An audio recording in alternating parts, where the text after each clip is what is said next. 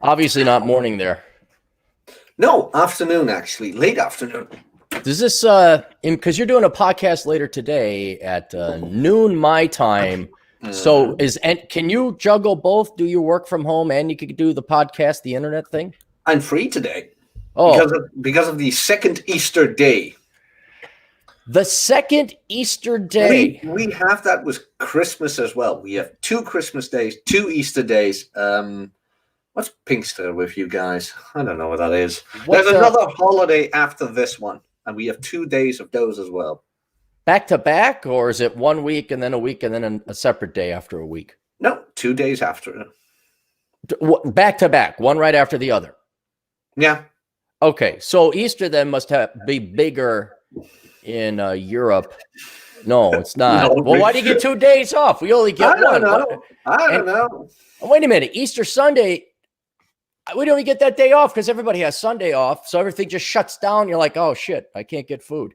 Yeah, and we have a second Easter day as well. I really don't know why. I never looked into it for some odd reason. Huh.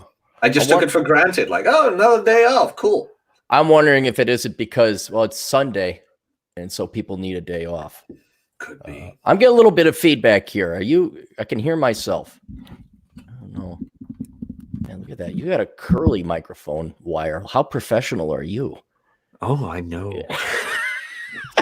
Hey, Jack, tell me I'm pretty, Jack. Look at me today, huh? What, you know something different today? You got the nice trim beard. Yeah. You got your hair done. Hair's done. Moisturizer. Moisturizer on my face. Really? Yes. Oh, yes. Mint has a dash of mint, so it feels very cool, as if the wind is blowing on my face in my apartment. And what else? What else is missing but been replaced? A new sweater. Not new. This sweater's probably older than you because it's a hand-me-down from my dad. I'm serious. I think I've had this thing with me since college. I don't know why he had like this amazing sweater collection. They always give me hand-me-downs. I'm like, I don't want a fucking sweater. I want some fucking money so I can fucking eat. I have enough fucking sweaters. Yeah, just give me food, old man. Yeah. So no, I took a shower today. I got all pretty and cleaned up. I put on deodorant. The deodorant that our friend in common, Adam Piggott at pushrubberdownhill.com, he recommended this deodorant called Hermes. He came and visited. He was in Louisiana. Me and the Great One went down to visit him, and it's hot and muggy in Louisiana. And so for whatever reason, I was running out of deodorant, and I say, hey, Adam, can I use your deodorant? And he's like, oh yeah, mate, go over there and over in my car. And so I see this thing called, he's like, yeah, it's Hermes. It's a brown cylinder. So I grab it. It smells really good. I'm like, man, this is good smelling shit. Now, this then triggers him to tell us an 8-hour story about the importance of smelling good when he went whitewater raft guiding, and they lined up all the whitewater rafting guys, and the clients had to say something positive and constructively negative about each person. And then the one was Adam Smith, and there's a hot chick. There's always a hot chick in Adam's stories. Always. There are no ugly chicks in Adam's stories where he personally interacts. And then she says, oh, Adam smelled really nice. He's like, mate, it's very important that you maintain a good scent. It's like, oh, thanks, Adam. Really? So none of this Old Spice shit, none of that. So I went and I said, well, this smells really good. So you know what it costs? Oh, wait, I know this. It's like $42. $45. That's just the purchase price. That ain't what it costs to deliver it to you. Oh, Christ. Yeah. It has to smell good. It smells really good, but not $45 good. But no. What am I good at doing, Jack? Giving positive feedback. No. Has to be screwing over people. I'm really good at screwing over people. I didn't know. Yeah, well, so my mom's always like, what do you want? Nothing. And then, I don't know if it happens. Are you at the stage now, your mom, you don't need anything, and then your mom keeps asking you what you want? You're like, and then, not knowing because you don't want anything, she gets you shit you never asked for, ever wanted it in your life? No, and mostly because I haven't talked to her in over a decade. But my father, right. Yeah. Oh, you didn't know that? No, I knew you had. Okay, you have to tell me that one later. Time and place for everything. Not now. No, but my father doesn't do that either. I have girls who tend to do that. Like, what do you want? You sure you don't? Yes. Don't. Oh, wait. The old man does do it. He sent me a picture of a couch because I cleaned up in here and I threw away or I sold everything I didn't need. And then he sent me this picture of a couch. I was like, what do you need a couch for? Why? You already have one. You don't have enough friends to sit on it. And he's like, oh, but it's for you. You have more space now, right? Yeah, because I wanted space, not to fill it up. Yeah, well, so with my mom, she bought me a walking stick, an American Indian walking stick. All right. Mm-hmm. This was not a little light carbonite pole. This was about a 6'4", like I look like a fucking shaman in the woods. It had beads, it had feathers, and it weighed about 25 pounds. Now, Jack, I know maybe you're not the most experienced hiker. Do you carry big, large 25-pound things when going on long hikes? No. So my mom got me this damn thing made over at that. It's authentic. It's made at the Indian reservation. And, it has 4 turquoise beads for the 4 decades of life and the 3 red beads for me being alive 3 years and how many feathers to indicate what rank I'd be in the Sioux Indian tribe I'm like, oh my fucking God, Mom, I did not ask for this. And it's this big, ugly fucking thing. I have no room for it. And she's like, oh, and she could just see like, oh, he doesn't like it. And it's almost, no, not oh. It's, I've had conversations. We're beyond the oh. It's like, Mom, unless it's a Mach 1 Mustang circa 1972 or a 1989 Chevy Caprice Classic or some really expensive gift, I have bought everything I fucking need.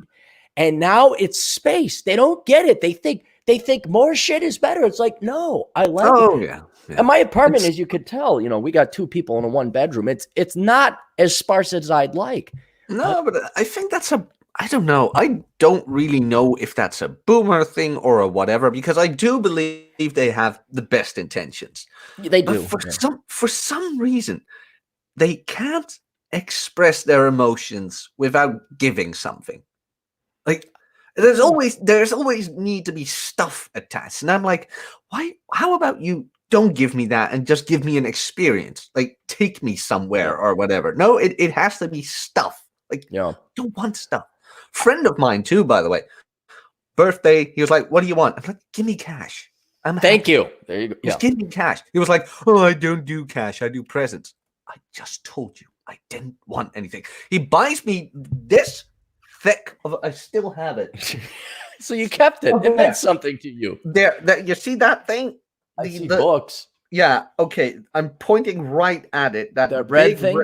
That big red thing. It's the history of rock music. I never opened it. I never read it. I never did anything with it. I looked it up. It's a $40 book. I was like, what? Just gave me the $40. I could have used it right now, by the way, because I had to buy I found something great, by the way, yesterday. You can buy you can buy refurbished cell phones. Like perfect condition. Yeah. And there are 100, this one was $140 cheaper than a new one. And this is just the same. Works just fine. Yep. Yeah. My old one fell in the water. Fuck. Yeah, thankfully I got my parents seriously, don't get me anything. But if you do give me something, get me a gift card. So then they do that, or we go for dinner. But then this fucking Indian walking stick just came out of nowhere. I'm like, what? How did it? So, but then my dad, I think what this is his, when he married and, he just had to get rid of a bunch of stuff. And so he had a fine collection of sweaters. So, but anyway, this $45 deodorant that rich Australians pay only for it. So I was like, wait a minute, I got it. So I enlist the GF. I said, listen, here's how we're going to do it. We're going to do it very clandestinely. You're going to go to my ma. You say, I have the perfect gift for Aaron. And my mom is going to get so excited because it's rarely, and then you just tell her the truth, but you don't say I'm in on the skinny. And so she went to my mom and says, I found Aaron has this great deodorant, but you know him, he's cheap. And, from your side of the family, and he will never afford himself. He's always got Old Spice. He'll never sign it. And my mom got it hook, line, and sinker. The only reason I can say this publicly is because my mom hates the show. She'll never tune in. So my mom went for it and she bought me this deodorant. So I got the super overpriced deodorant. My mom got to buy me something that I would not have bought myself. It wasn't terribly expensive and I was going to use it. And so everyone won in the end. So I think everybody was very happy we won that. And now I'm wearing that. That's the deodorant. So I smell great too.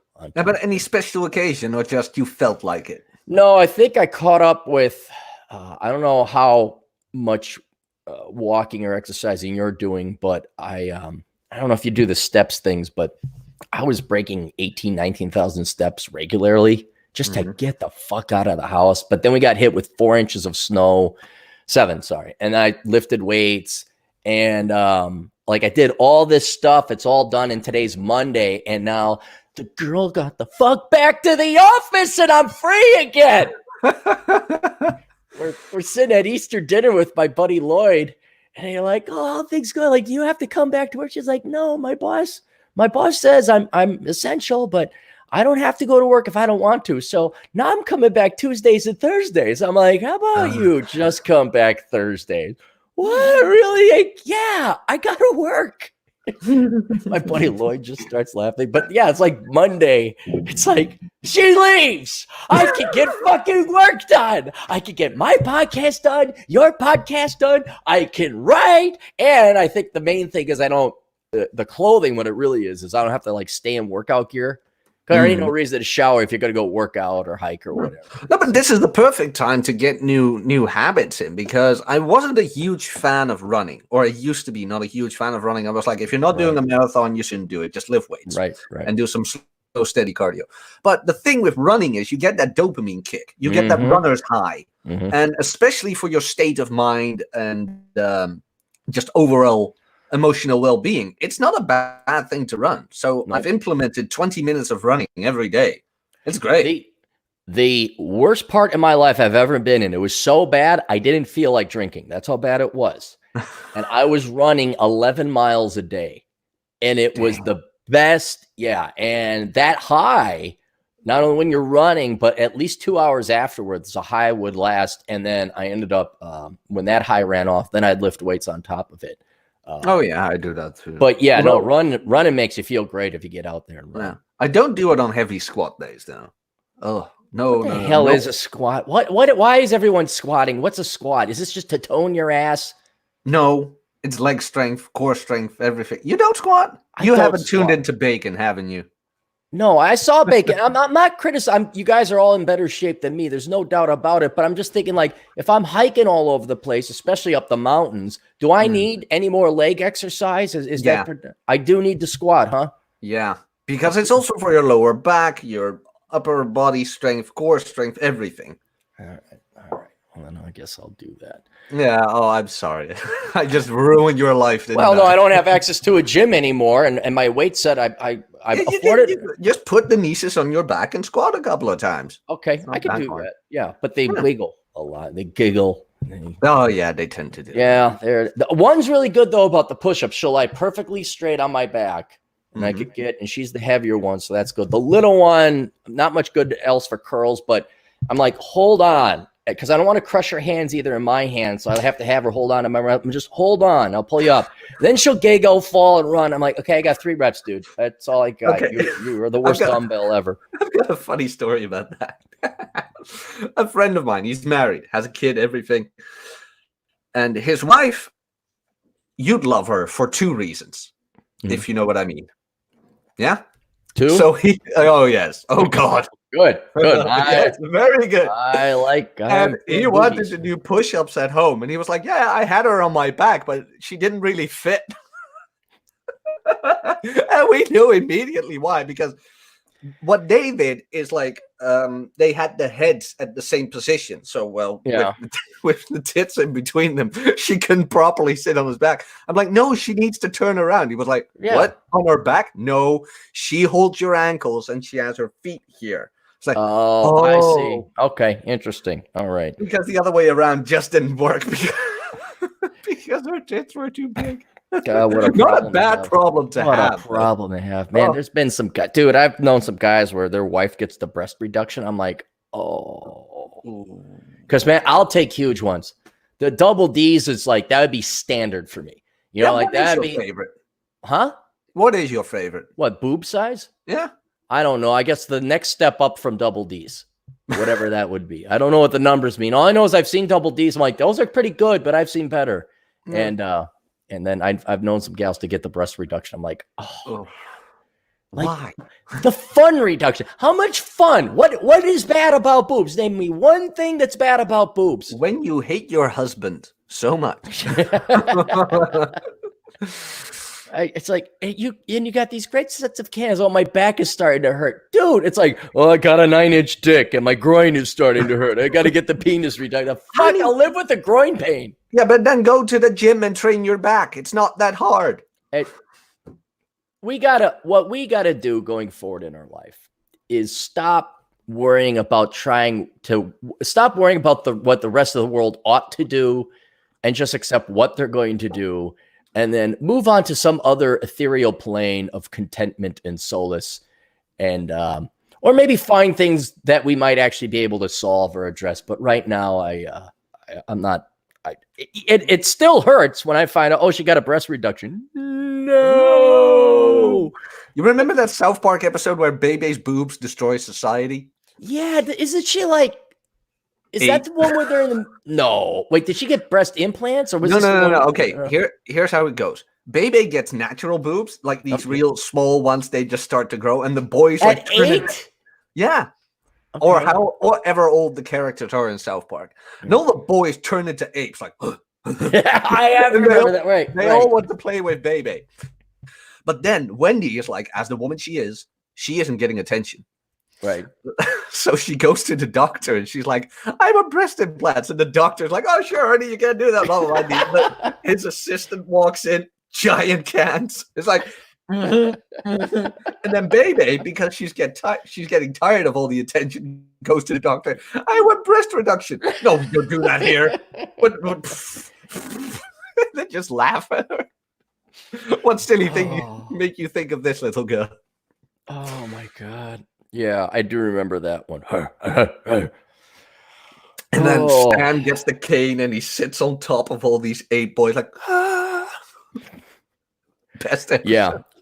I ladies, don't get a breast reduction. Just don't. Please don't. Angelina Jolie had it, but as the good woman she is, immediately got fake ones because she had the breast cancer, and of course she had breast cancer. I thought it was in anticipation of having the breast cancer. Really?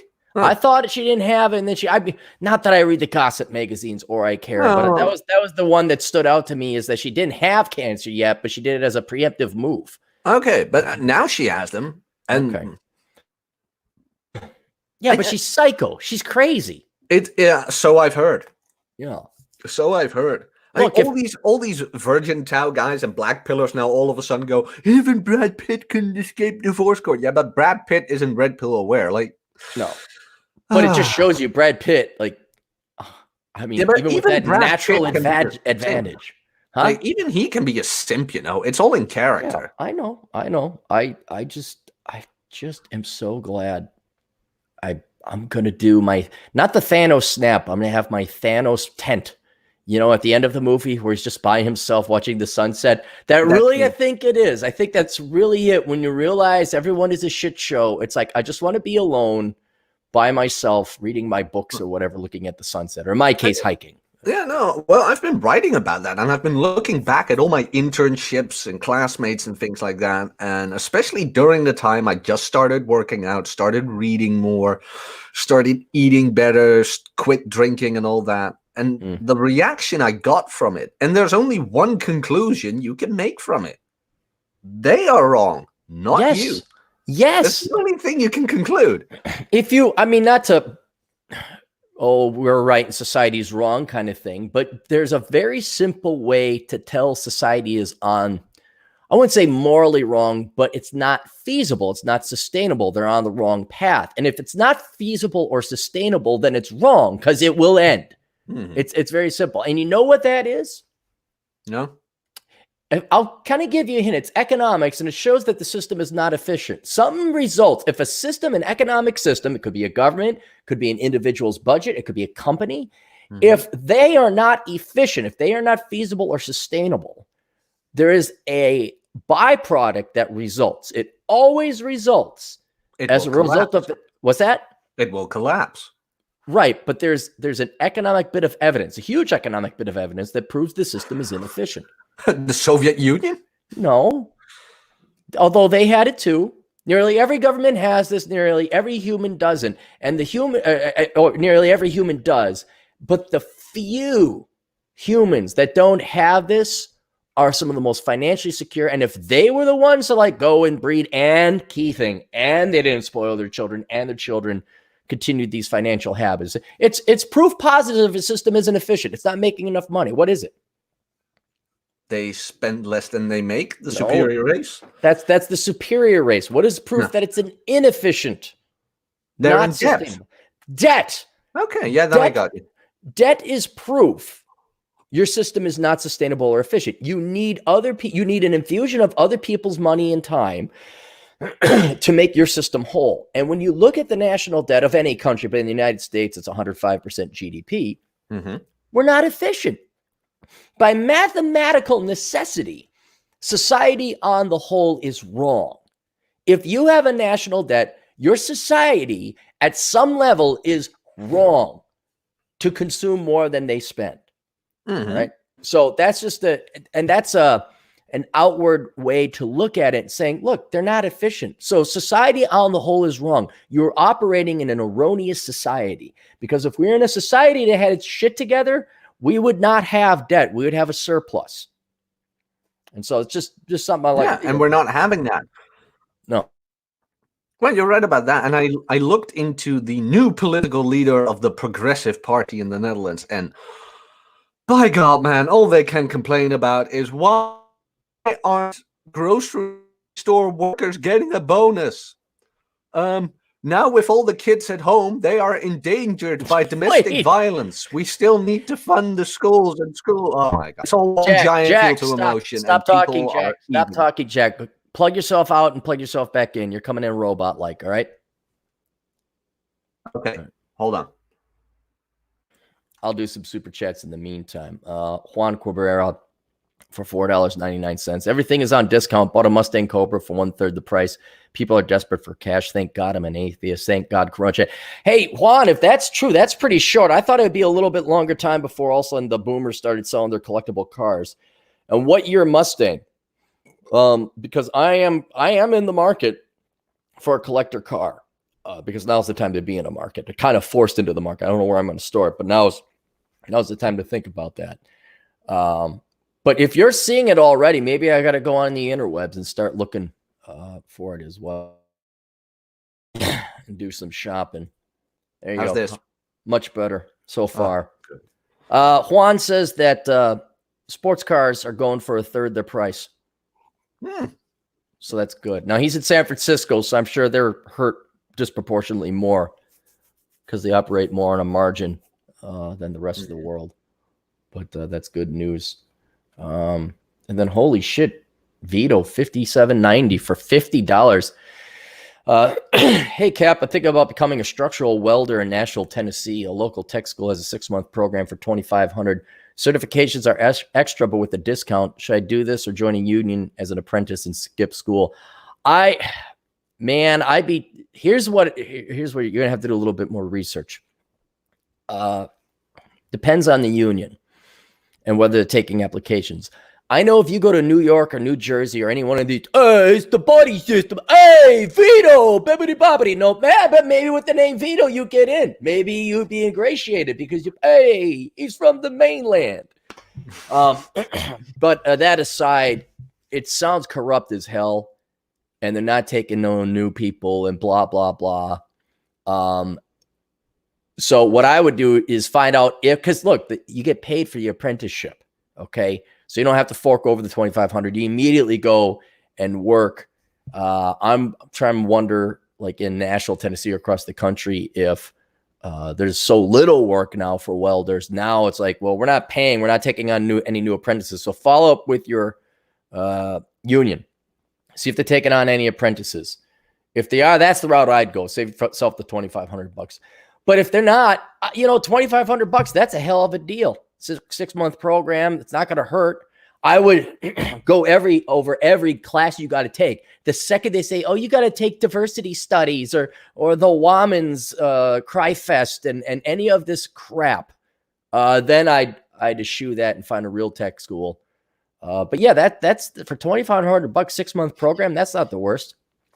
And then, maybe walk around, ask some of the welders, like ask some welders about that program, because it varies. Like over in Minneapolis, the Dunwoody Institute is highly regarded. Like if you go to Dunwoody, oh, okay, that's you go to Phip Johnson's remedial school for welding for local idiots who couldn't graduate on time because you went to the public schools. Well, maybe not so much, but on the face of it, yeah, that doesn't look like a bad idea.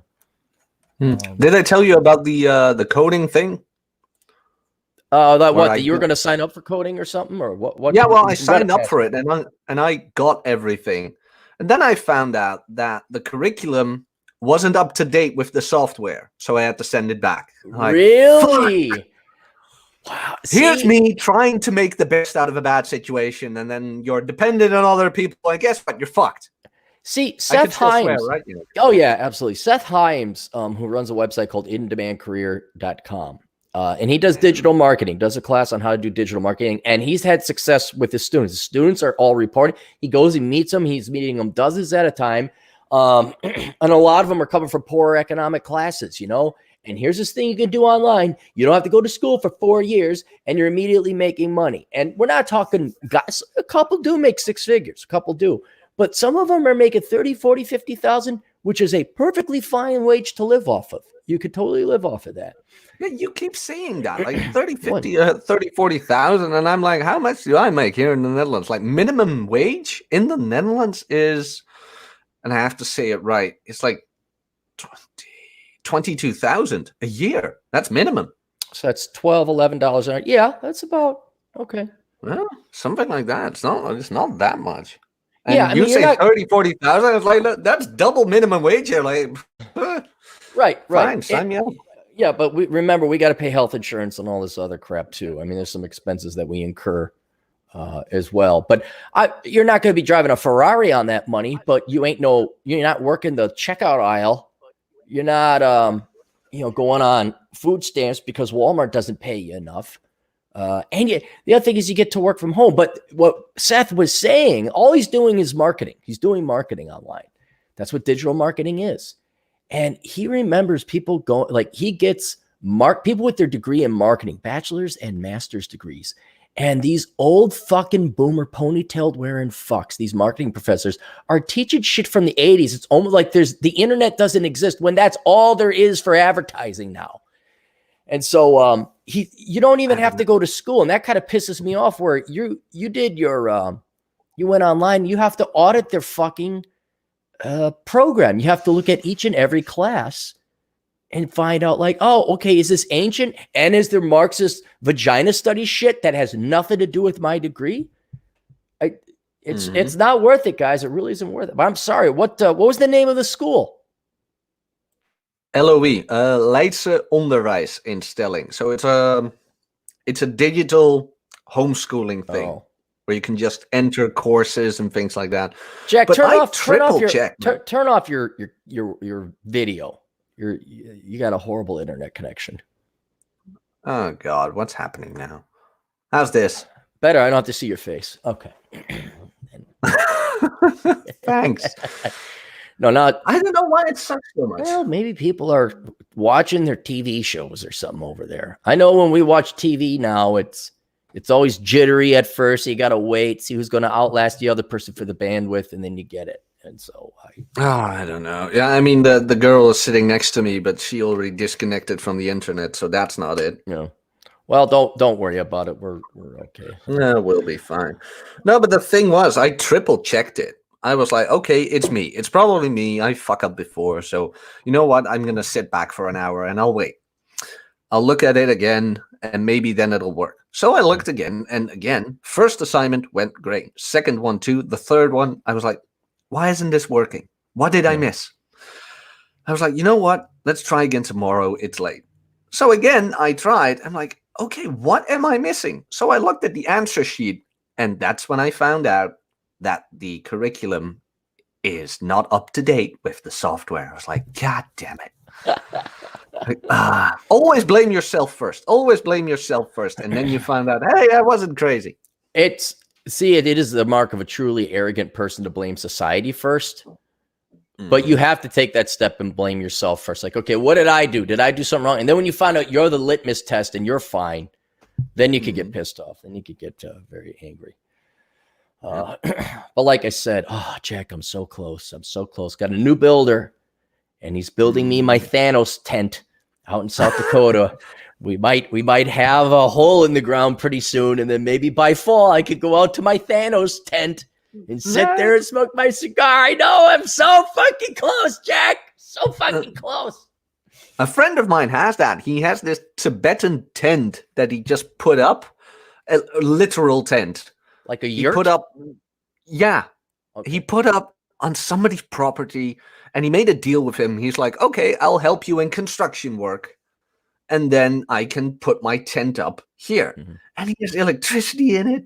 He's got water in it. He's completely self-sufficient. He doesn't pay anything but his work for the guy whose property it is. It's amazing. He bought an old van where he doesn't have to pay taxes on it.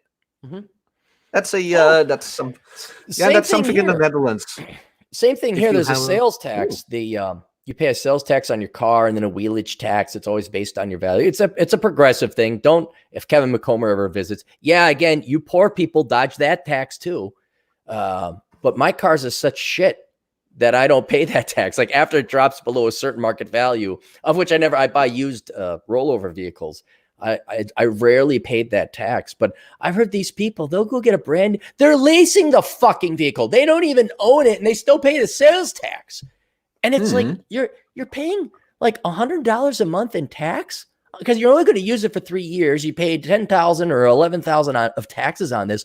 What the fuck is wrong with you people? I don't know. What's it called again? I suspended my car. What do you mean you suspended? You canceled your lease, or what do you mean? Yeah, I don't have a lease.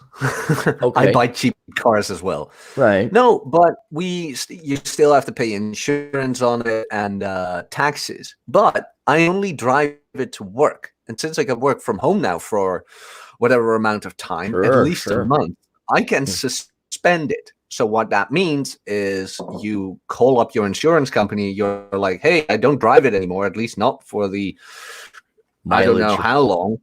Yeah. So I want to cancel the insurance. They're like, oh, did you sell it? No, I'm just not driving it. Mm-hmm. And then you make known to the government, like, hey, I'm not using my car anymore. And then, you don't have to pay taxes on it, and everything you paid too much, you get back without selling it. So I still have the car, but it's under usage. So no, I got vehicles like that. If I didn't do cross country trips, I'd have practically no mileage on my vehicles. I'd have a truck that still is like a 2003 truck, and it would probably have still have less than 100,000 miles on it easily. So the truck is 17 years old. It would have less than 100,000, but I've done enough cross-country trips in it that it does. But it's this is what I've known for quite some time. If you work from home, you don't have to commute. You don't need a lot of mileage on your car. But you don't really need a car anyway. At least not here. I mean, the public transportation is well connected. I like having my own private automobile that if I have to leave, I don't have to share public transportation. But you and Chad Elkins, you guys can commute with the tuberculosis train or whatever the heck you call it. That's we got one for $5, just lowball people. I sent like 20 offers online in one hit. When I went to see the car, I lowballed them another 2,000. It's a 97 Cobra 5-speed. I don't want a 97. I want an older one. I don't want the 68 bullet car, dude. I'm not a boomer. I want something a little bit different than that. But I will find it. Let's do what we're thankful. You got something you're thankful for? I am very thankful for the fact that boomers are now finding out they are absolutely useless. I have a nice story to tell you. Last week. I'd love to hear that story. Yes. Oh, yeah. Last week, as you remember, I have a government job, and there is an inbox on that job that has to be handled by the workers. Now, there are only 4 emails in that, and I told you about the senior boomer lady who looks Karen.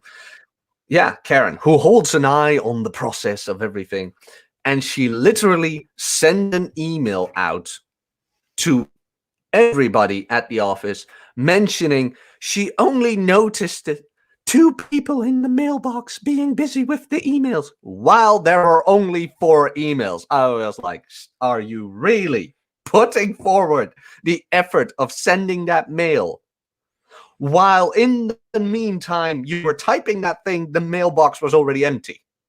Like, we got the mail, I checked the inbox and it was already empty. I'm like, wow, you really put yourself at work there, didn't you? So I'm very thankful for the mayor that a lot of these government jobs are now, well, what's the word again, Cappy? Unessential.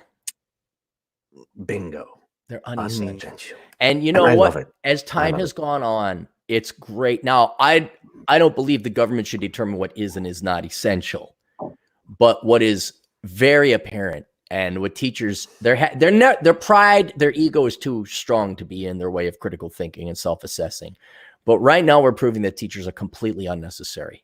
And it's wonderful. Mm-hmm. Because I'll tell you another thing about teachers. I'm going to bet they need that attention fix from their children. They like being in front of a crowd. They like having the attention.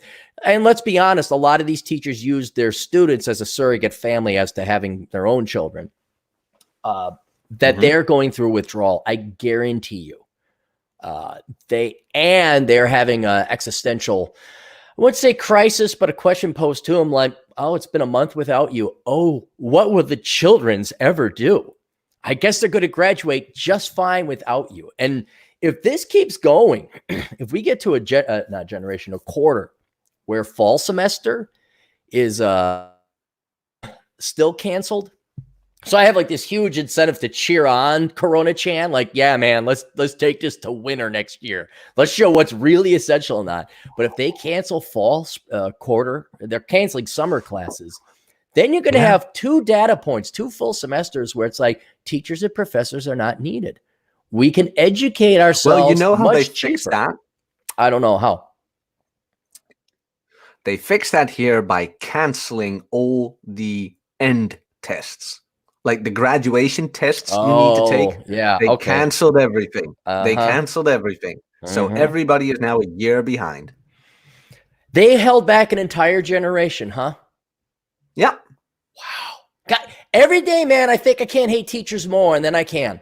then I find a new reason to hate them even more. They are holding back an entire generation of kids who have an obvious and clear and cheap way to go and continue their education because they need that entire now obsoleted industry to be kept on life support so they could be teachers.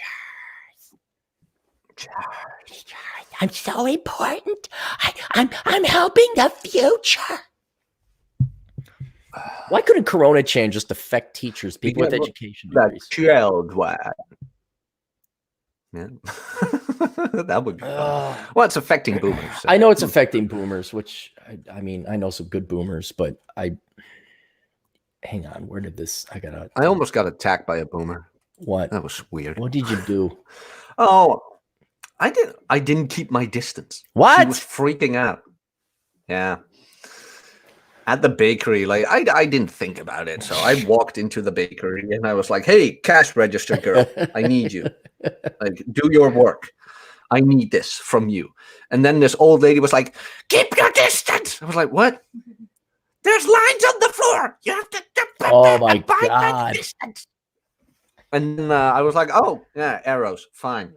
So I walked around her, and then finally I was in front of the girl. And then again, because she was still standing a bit close, she was like, keep your distance. I'm like, I heard you the first time, you wench. So, what's it like being that woman? Every day you got to wake up like that. What's that like? The The thing was, I just looked at what she ordered, and well, that proved my theory of her being a miserable. I can't say that, right? The C word. It proved. Proved. Oh, proved your theory. Okay, I can articulate. When you choose to, proved your theory. It proved your theory that what? Yeah, well, that she's a miserable C word. Okay. I mean, I looked at what she ordered: pastries, all kinds of sweets, you name it, chocolatey, Was she strawberry. fat? Yeah, she was fat. She was miserable. She was ugly, and she looked like shit. And of course, she wants everybody to abide to the rules to prevent her from getting ill because she wasted her life. Yes. She wasted Any ring her on the life. finger or no? Not that I noticed. At least I hope not for the poor miserable man. I just, not that this is the end all be all, but you kind of look, it's kind of like, yeah, it kind of is, because just a real curious question, but it's every generation now, but it's just that the boomers are old. Like, did they think aging would never happen? Like they'd be hot, like, what's her name? She protested the Americans in North Vietnam. She's like a hot boomer. I mean, did they all think it would be like, they'd all be like, Margaret isn't the gal, it's a different gal, but did they all think they'd be like Sophia Loren? Did they all think that like the party, like it would be 1968 forever? And well, you don't make any investment to like, not only are my finances taken care of, but maybe my spiritual life and my love and social life is taken care of. And that none of that seems to enter people's mind. They just seem to, you can pick that up at the store. Well, it's a Dutch expression called the man with the hammer. And it's kind of like hitting the wall. But it just comes down to every action has a reaction. And there was a Dutch commentator who said, and he got raked over the coals for this, by the way, who said, we are keeping 80-year-old fat smokers alive, and we're killing the economy because of it. Right. Well, he got raked over the coals, of course, but he was right.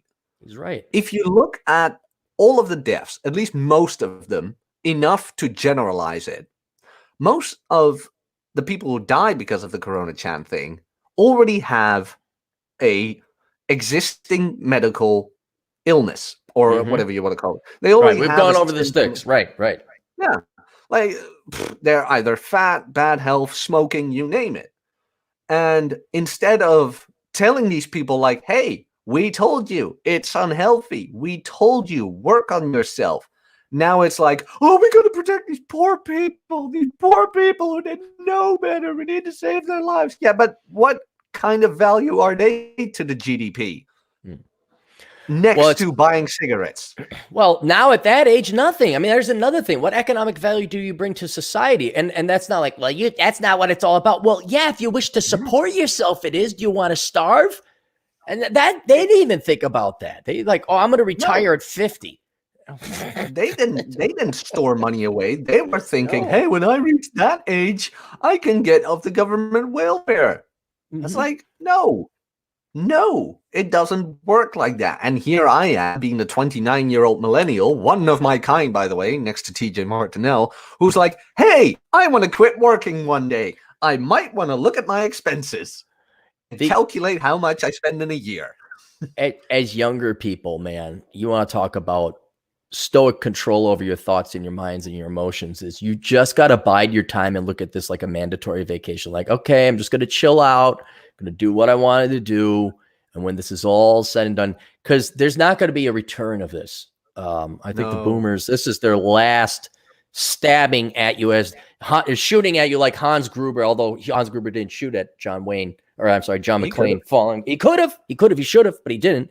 This is like the last one where you finally unhook the Corona watch and Hans Gruber slowly falls down. That's the last we're going to see, socially speaking, of this. The last time they hold the countries hostage. But just that's what they're doing. I know that's what they're doing, but what I'm saying is try not to get angry or pissed. Here's another thing to look at it. Were you guys getting offered $75,000 a year jobs anyway? Like, was there really an opportunity cost here for you young people? I mean, okay, now I know, unfortunately, a lot of people, but you're living paycheck to paycheck and you went into debt for your stupid fucking degree. So I can't feel too bad for you. But and you guys are suffering because you needed that money. Well, okay, maybe you take this time to learn about finances and economics and stupid mistakes so that if you were to have kids, you don't pass on these stupid mistakes. But you still got 50 years left. You still have the majority of your life left. And so it's not the end of the world. You'll be fine. Oh yeah. I've been writing my ass off. I've got 10,000 words on paper already. What does that translate into pages? I've never done the math on that. Don't you divide by like 250? I really don't know. I thought maybe it was four. No, I remember 10,000. Yeah, what format of pages? I think it's 325. Depends on the size. That's 31 pages, Jack. Nice. That's great. Good. And then A4 or what size pages do you use? That's regular. You're not using A5. Like this book, that's 500 pages, which is considerably more than 10,000 words. Yeah, I did that in 3 months. That's good. You got 30 pages, Jack. I'm working. You got that much. Look, look how much Jack wrote. Such a good boy. I'm doing my best. I've got good counseling. No, I was going to say, I don't think you have it as much over there in Europe, but here in the United States, every leftist piece of shit magazine is writing about how coronavirus is disproportionately affecting the Black community. And of course, the implication is racism. It's like, no, it's called obesity. And Blacks do have not overall poorer health due to obesity, but there's some key things genetically speaking. It wouldn't even have anything to do with their diet, but I think they're more predisposed to diabetes and a couple other things. Diabetes? Well, and it was such a genuinely racist thing. You can't talk to Blacks about what they're genetically predisposed to because that would be racist. It's like, dude, they want to live. Oh, dude, you're Black. You got this susceptibility. So eat vegetables. I don't know. Oh, dude, let's say the Scandinavian races were susceptible to something. Oh, the sun. Okay, let's start with that. Skin cancer, perfect example. Oh, well, you're susceptible to skin cancer, so don't go out in the sun. Well, what? You could tell me that because I'm of the mainstay or the majority population race, but there's some that affects a minority race, but you can't tell because it's minority, because it's racial. It's like, tell the motherfuckers they want to live. And now they're coming, and it's because of the white guy that coronavirus is affected. It's like, or they don't have access to the health. It's like, no, they're overweight.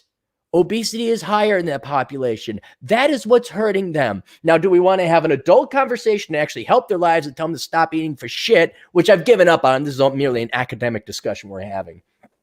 Or do we want to keep saying, hit the boogie white man? That's why. It's just appalling when it comes to actual health of individuals. We lie to them because we want to spare their feelings, or we want to get back at this group of people because we hate them as they're like the enemy group. And the New York Times in particular was just shameless. And like, oh, Blacks are good. Yeah. It's like, shut the fuck. Of all times now, you're going to bring racial politics in it. Shut the fuck up. Well, of course, there's an election coming. And what easier way to manipulate people than create an enemy? By the way, I'll be back in like 2 minutes. Go ahead. I'll take care of Juan here in a couple other things. So Juan for $2. Latinas think they're going to be in the next AOC. Really, like, give me a link, Juan. Email me a link. You can't just say Latinas. I want to see proof. Because, I mean, are they all strong, independent women, don't need no man, except AOC did get her father's estate, and she's never worked a real job in her life. And the vast majority of her I'm being deadly serious. All of her employment outside the 6-month stint or whatever it is when she worked as a bartender, all that has come from government grant money. They all going to be dependent women on the taxpayer and the daddy? I highly doubt it. But God, I hope not. Because like what everyone wants just to be a politician. Who makes the fucking food? Who builds the fucking roads? Who makes the cars? Who makes the medicine? Who makes the ventilator? If anything, this crisis should be teaching people who's what really important. The politicians are completely worthless. You could get by with 1/10 of what we got now to just merely manage the government. To lead the government, that's it. But what, girls are going to raise awareness? What? What's the job duty going to be? Raise awareness, fight the system, equal equality, empowerment, all the fucking meaningless buzzwords. All right. Well, we also got for the super chats. We don't have any for the super chats. So, so wait, what were you thankful for? That you weren't this fat broad over at the pastry shop?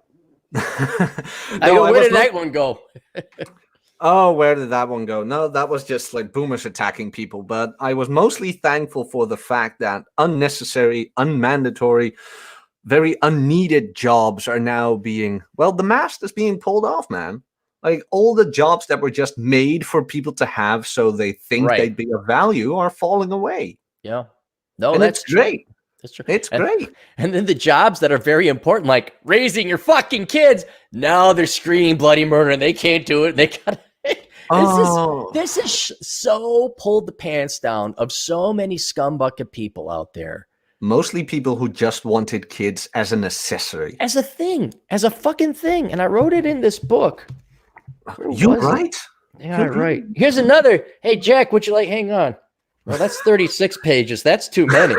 Let's make it thinner. There, Jack. Look at what Jack wrote. Everybody, look at that. Never mind my biggest couch review. Look at that. Jack wrote that today. Oh my goodness. But yeah, it was just this, and this was written before the coronavirus came out, and you could even see it. Bits and pieces were pointing through, like how you could just not rush to drop their kids off the daycare, how moms would spend a week with their infant and then ship it off. Yeah. And now it's so proved, like they make fun of it, like, oh, I'm gonna kill my children. Oh, I gotta get out. Oh my God, I can't. The worst part is they mean it. Yeah, like, I know. They mean it. And that's just the most atrocious thing ever. And that's what I learned from you too, indirectly, by the way. I hate to give you credit because you're an asshole. It's painful to give me credit, yes. Oh, it is the most horrible. Like it feels like I'm giving my limbs away doing this. But okay. It's the perception of, okay, you have to look at a little backstory. When you have parents who just go to work and let you do your thing, and they kind of blame you for things they never could do. As a child, you blame yourself. But you don't realize that you're a kid. Yes. You don't have anything to say in it. Yet parents, for some odd reason, and I've met girls too who've had a horrible relationship with their parents, they tell me like, yeah, my parents aren't proud of me. And my first reaction is, well, maybe they should have raised you better. Right. It's not your fault they weren't there. Yet now the parents try to flip it like, oh, you're such a disgrace to the family. Well, thank you for making me that. I remember like being 3 and having thoughts that, you're 3, you don't have any other perspective. And then all of a sudden my first niece turned 3 and I look back, I'm like, I was having these adult thoughts like, well, if my parents leave me, I could go to those woods and maybe find my uncle. At 7, one time my parents mismatched which house to drop me off at. So I went to the wrong house and I sat in the snow in my snowmobile suit from like 3 to 8 or something. And my dad finally came home and I was like in the snow, waiting for him to get back. And I'm like, oh, I fucked up. I was 7. Yeah. It's like, hey, hang on. Here's an idea. What if parents didn't get divorced in the first place and there was somebody home to get the kid? Like, what if there was only one home to go to? Like there wasn't and then you look back, you're like, holy fuck, that was an unacceptable reality. That was an unacceptable environment. But kids don't know that. Kids not don't when they think of it. They don't know that. They do not have the mental capacity to flip it around to where they are not responsible. And I had to deal with that. I guess you had to deal with that. A lot of my millennial generation had to deal with that. And okay, let's not give the millennials too much credit, but they really had to deal with selfish, childish parents. It's childish irresponsible behavior. Parents. Right. Man, I can tell you things after the show you won't like, man. It's horrible out there sometimes. Oh, no, I know, but the irony is, especially because your parents are the authority figure, you are always responsible. It's your fault you spilled the milk, which it was. Yeah, it's your fault you spilled the milk. Clean your room, da. So there was not like, it was always your fault something went wrong. Yeah. And if you did something wrong, you were going to get in trouble. And so here you are, like they totally botched the drop-off point or whatever. or they totally botched this. You still think you're at fault because that is the underlying assumption. Everything is your fault because you're the idiot child and your parents are the adults and they know better. But man, you look back, especially the teachers. Oh my God, the hypocrisy. They lie to your face just to take advantage of. Oh my God, I want to murder them. Oh, I can imagine. Oh. Just vile, lying sacks of shit to take advantage of little 8 and 9-year-old children. Like, oh, fuck you. To feel better about themselves. That's what it is. Yeah. That really is what it is. Either they fucked up so bad that they need to make somebody else feel worse, or and that's when you become older, you are a reflection of something they could be. Like, I remember telling people, like, hey, I do ballroom dancing. What are you, gay? What are you, gay? And then you're like, hey, dude, I get way more interaction with chicks than you will ever have. And at least mine want to touch me while your wife is repelled by you. No, your wife is out with the Latin ballroom dancer. Oh, that too. That too. There's that. That's... but I was going to ask you this. Right about that one. I'm kind of curious. See, back in the day, you didn't know, and you had to reflect with older, like as you became your parents' age or you became your teacher's age, you look back, you're like, those lying sacks of shit. But now these kids are going to go back. They're going to go into college, or they're just going to become young adults. And now there is a track record, either because they remember very clear of their parents saying, oh, I can't handle taking care of my kids, whether the parents were even joking or not. But there's going to be a track record in Facebook and social media where it's like, here's your mom saying, I can't wait to get rid of my kids. My God, when does school start again? I got to get back to work. And they're going to have proof like, holy shit, this was no joke. Here's your proof, kids. Your parents don't love you. They love their fucking career, and they love the idea of having you as a child. They love having their spawn, their genes off to the next generation, but they didn't love you. No. And this is being proven right now. And the kids aren't cognizant or sentient enough or aware enough to pick up on that. But it's going to be a short couple fucking years before they look back at this time and say, wow, our parents really didn't want us there.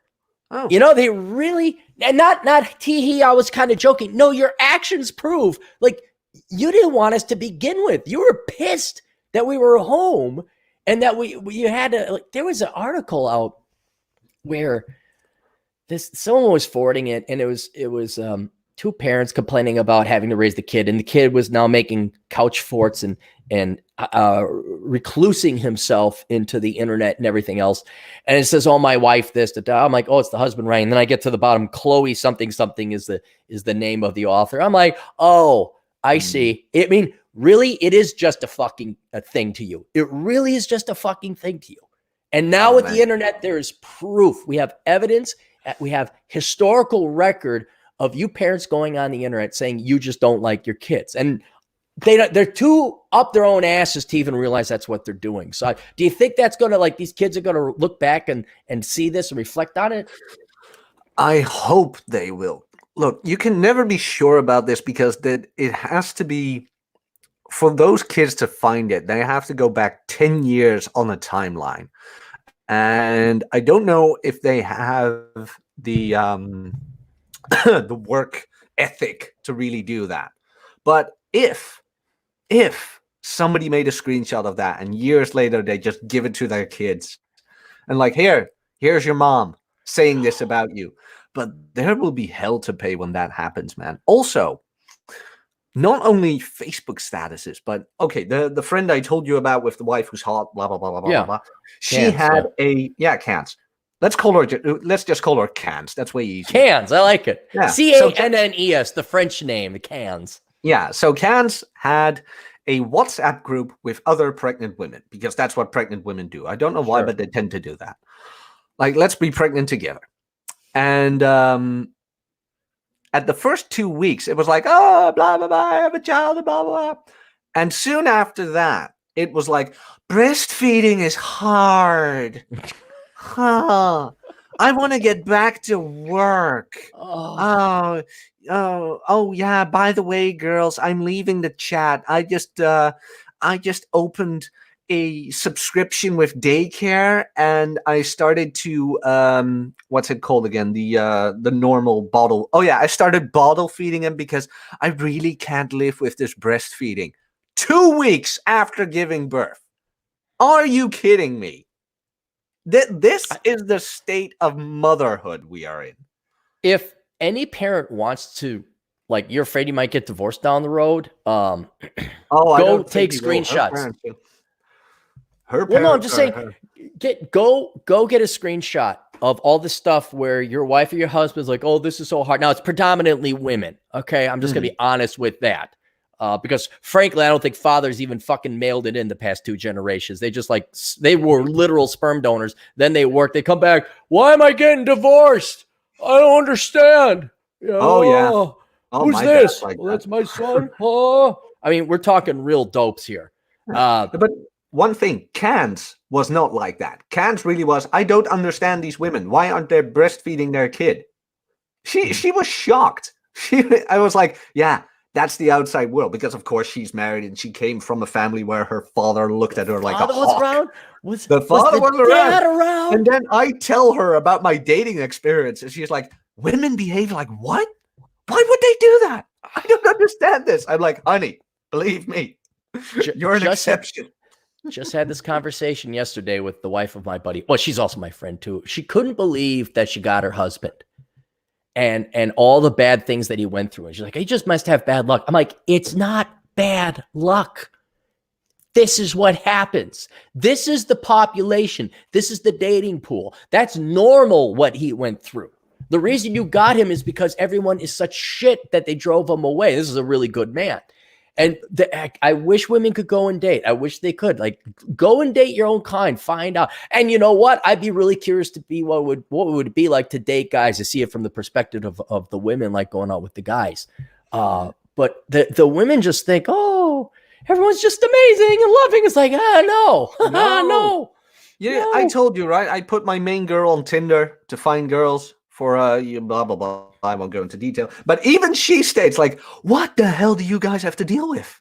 Like, what is this shit? We don't make it up. We're not making it up. They're horrible. Yeah. I mean, sadly, the best response is when they just stand you up, they flake on you because, well, nothing bad really happened. It's the ones that get through the hockey net and all of a sudden and they're like, oh, this is a bad person. This is not fun. Yeah, or they change their hair into dreadlocks. Yeah. Well, I take some screenshot, guys. Start taking screenshots of your wife, like, complaining about having to raise her children, and oh my God, I got to get back to work. But that's, I think, the point you make is it's so that it testifies how bad it's become, where people do it on the internet unknowingly. They don't even know what they're saying. No, but Marxism won. I mean, you've read Das Kapital, right? No, I tried getting through it, and it was painfully and poorly written. Oh, yeah. Marx is an idiot. Yes. He is not smart. He's not an intelligent person. He is really good at obscuring shit and rationalizing what he wants. Yeah. But it was sandpaper trying to read his shit. I got through the Communist Manifesto, but all it was is give us free shit because we don't want to work. That's all it was. Oh, you did read the manifesto. Remember the part where he wanted to abolish the family? Remember that? This was over 20 years ago I read it. So, okay, well, I got it marked. Like, I have the manifesto here, and I got all these stickers in it. And I told a friend of mine about the manifesto. I'm like, here it is. Marx wanted to abolish the family because in his mind, the nuclear family was a reflection of slavery. The wife was property of the man. I'm like, really? This is how you look at these things? I mean, you have to be a miserable pile of waste of skin to look at the world every day and think, all of this is slavery. And then your solution is slavery. Yeah, and then you replace people with the government. Yeah. And then you become the fat woman you saw at the pastry shop shopping for one. Mm-hmm. And then you wonder why you're lonely and you're crying and you got your damn cats. I'm not a genius philosopher. Well, I am. But you don't need to be one to look forward and see where this ends. If for any other reason, we have an incredible amount of empirical and anecdotal evidence where we know people especially at my age, I'm like, yeah, I know a bunch of spinsters now. And they're all crying and they all go, oh, my kids, my babies are leaving. I'm like, and they are like a lot of my friends, their youngest is leaving now and they will be an empty nest. I'm like, well, you're going to have a real interesting next 20 years because you've either been pushing away the guys or don't need no man, or you go out with guys and they're not exactly the best type. And then what are you going to do? They're going to be with their cats. And I guess what the most damning thing about that statement is, I know it sounds cliche and stereotypical, but that's because it is so common and boring. It's basic bitch. It's not complicated. You've pushed people out of your life. You did not consider others. Your little ones will grow up and go away. They will go off to do other things and you will be alone. And it wasn't so much men in the olden days or my youth that were like, oh, don't you worry about being alone. Men are more like, we need food. God, I hope I have my house paid off. It was the gals. Aren't you afraid of being alone? I'm like, apparently not as much as you. So if it was the gals who were all afraid of being alone, well, where was the investment to say, oh no, socialism, fish bicycle, girl boss. Well, okay. Oh yeah. But this is, and people wonder why loneliness is one of the, what's it called again? Biggest factors in early deaths in retirement homes. It's not necessarily early deaths because they're already old, but the majority of folks in the retirement home are lonely. And I'm like, yeah, but that's not because they're old. That's because they took their kids for granted. Because when you're old, and you need someone to rely on, and you mistreated your kids, that's when they can get payback. That's where you will be confronted by the fact you were a horrible parent. Here's another thing. This doesn't even have to do with horrible parent. Well, it is horrible parenting, but it's something like, oh, my kids don't want to visit me. It's like, well, maybe they can't afford to visit you. Here's another thing. You throw your kid 150 grand in debt for some bullshit liberal arts degree. That's going to take them decades to recover from, if they recover at all. They're not going to be employable. And if they have kids, they have a very tight budget. They can't afford gas to come visit you. And they're not going to certainly afford to put you in a nursing home because they can't afford it. And then and this happened to me, like people were like, well, why don't you call? I don't know if you remember long distance. I'm like, I can't afford long distance. Well, when you're coming to visit, I can't afford the gas. Now, look, if I had groceries paid for, I could afford gas, but I have nothing. I have priorities. I need to survive. And by the way, it's January in Minnesota. I need to make sure I pay the heat bill. But that was me in my teens and early 20s. But you load up someone with student loan debt. You never push them. You never tell them the realities. They load up on credit card debt on top of it. And then all of a sudden you're 70, 75 and your kids are like in their 40s and they've never gotten their financial act together. Or maybe they're divorced because you didn't bother raising your daughters or son right about the realities of dating and courtship. They are financially compromised to the point that they can't visit you in a nursing home, or they can't visit you, period, whether you're in a nursing home or not. And if you had just taught your kids fiscal responsibility, spend less than you make, how to, don't have kids you can't afford, don't major in stupid shit, they would have more free time and more finances to come visit you and bring you little Heck, a lot of times you don't have grandchildren because you didn't bring up your own damn children to have the financial stability to have their kids and therefore your grandchildren. Yeah. It just like, well, karma. Government can cut you checks. It can't give you grandchildren. Can't give you children. And then Jack, I don't know if this happens in Europe, but do you ever have it where you see the boomer couple raising their child's illegitimate kid? Oh, yeah. Do you see that at all over there or no? Yeah. We have the evangelical church as well. What's the evangelical church? What does that mean? Evangelical. It's like it's a part of Christianity, and the evangelicals are, I don't know, man. They're really hardcore.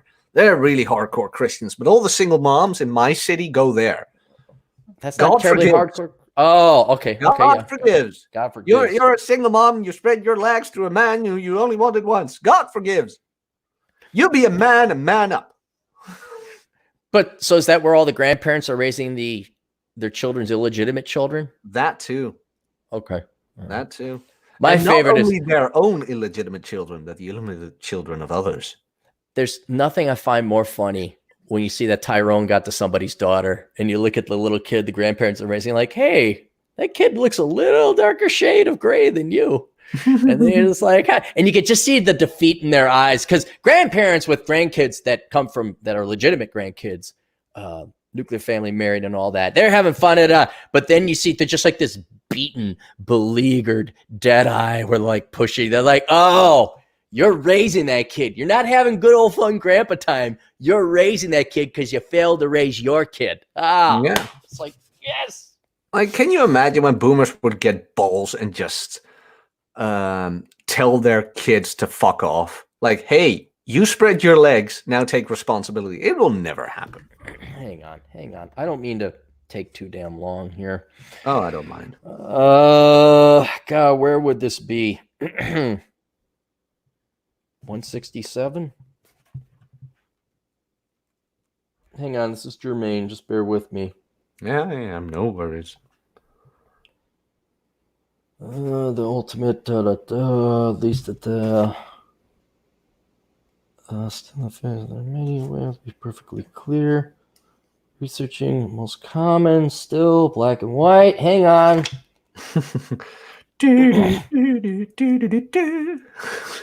The Monty Python interlude tone. Yeah. It was a story that made it in that book where I was hanging out with a younger boomer couple, and their daughters were 23 and 30. Mm-hmm. And they found out my company name, and I thought, oh, well, what should we do? And their 30-year-old daughter was still on an allowance, was still getting money. The mom was cutting her a check every month, and they're paying for this and paying for that. She's still finding herself. I'm like, she's 40% fucking dead. You know, she's getting gray hair. When are you finding herself at 30? I didn't say that. And I said, well, I charge an egregious fee. And they said, well, what would you do? I say, well, I'd cut her off immediately. And the woman says, oh, I can't do that. She's my baby. And you're expecting boomers to grow balls and do the hard thing? No, I'm not expecting it. Oh, okay. All right. It would be nice. It would be nice, but you got to understand, most people, this isn't just boomers, this is everybody. Most people love their children so little, they cannot be inconvenienced or to suffer an uncomfortable conversation or come to Jesus meeting with their children. They can't do that because they don't want to be discomforted. The woman doesn't really love her child that much. She doesn't want to have to suffer herself telling her daughter, we're cutting you off. Yeah. That's what it is. And that's mostly it. It is, how do I say that? They would hate to be the bad guy themselves. They wouldn't want poor little daughter to look at them like a harsh human being. It's very self-centered if you look at it. It's totally self-centered. Because they don't love their kids. Now, they may love their kids at a certain level, but they certainly do not love the children more than they love themselves. And how they love their children so little, they might have some love, but having an uncomfortable conversation, that discomfort, that pain that might come with them, or having that conversation, that is stronger than the love for the children. Yeah, they're living vicariously through the child, which will never allow the child to live for itself. The child... I cannot emphasize this enough for the majority of children being raised in the United States as well as probably Europe. The child is a thing. It is a goddamn, it's like this really cool coffee mug I got, or this great Mexican wrestling mask that Atham got me, or this lip balm. The kids are just a really fucking fancy toy. Mm-hmm. And I, honest to God, don't know why. I'm talking 90% of you parents out there. I don't know why you had your fucking kids. Don't know why. If you're not going to raise them, why in fuck's name did you have them? Because of my Cummins inside her. Oh, because of my genetics. Because of my legacy, my progeny. All right, fine. You know what enjoy being miserable. You know what the most horrible thing is? And I don't know if I told you this, but I would actually like to have them. I really do. Kids? But yeah. Oh, yeah, But me, being a responsible 29-year-old, think about the financial consequences, the indoctrination of the schooling system, and the chance being that everything is going to be fucked up whether I like it or not. Yeah. Because I can watch them like a hawk. There only has to be one teacher.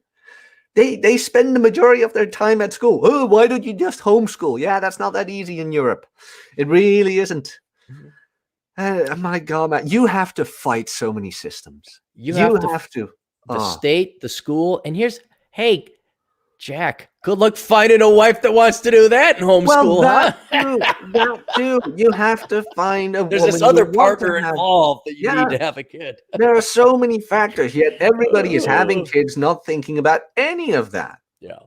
Yeah. I know everyone likes to pick on the welfare class or, the blacks or the Latinos. Look at them having kids out of wedlock. And wedlock is one thing, but then I'm like, oh, what are you? Like, okay, fine. Just because you're married, you got your fucking McMansion. You don't even spend a damn time with your kid. You give him a tablet. You outsource him to a fucking nanny. How the fuck is that any different? Yeah, I know. By God. Did you see? I know you're not into celebrity gossip. I know you're not. Really, but Tom Brady apparently has a wife, and she was not happy. Tom Brady is one of these sports ball players. I am aware who Tom Brady is. Okay. She's not happy with Tom Brady. She's not happy with Tom Brady because he isn't home enough. But we're all out of men, ladies. We ain't got anything in store for you. No, if you don't like him, no, we're done. We don't like Brad Pitt. We don't like Tom Brady. Well, those were our best models. I guess they are one of the richest couples ever. And what was it? He's not spending enough time with the kids or something. You're not going to tell me $1 million model is going to raise her kids by herself. They have nannies. I know. I mean, by God, maybe if she spend the time with her kids herself, she'd be more happy. Well, what if that's true? What if Tom Brady doesn't spend time with his kids? Well, that would suck. Well, yeah, but he should spend time with his kids. Yeah, are they both outsourcing him? I mean, I don't know. That might be a legitimate criticism on Giselle's part. Yeah, maybe. Oh, you actually know what her name is? Everybody. I'm trying to think of who the equivalent would be over in Europe. I mean, American football is the biggest sport. Everyone knows Tom Brady and the Patriots. Everyone knows his wife. I mean, they're probably the most known. I bet you there's more people who know who Tom Brady and Giselle are than the president and vice president. Like, who knows who Vice President Pence is in our own country? Who's the vice president of America? I don't know. Who's the guy? I guarantee they wouldn't know.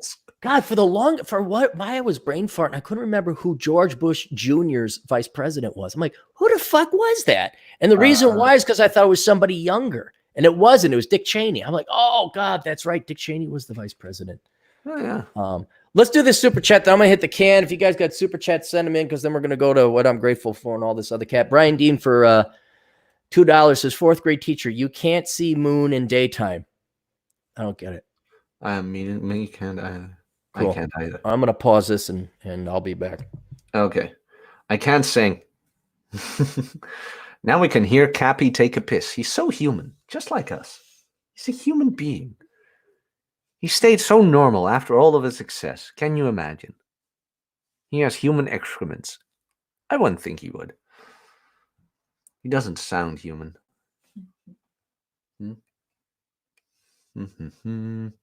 Looking at... Hey, Chad Elkins is here. Atham, Juan, homeschool time. Homeschool time, you have the weirdest comments.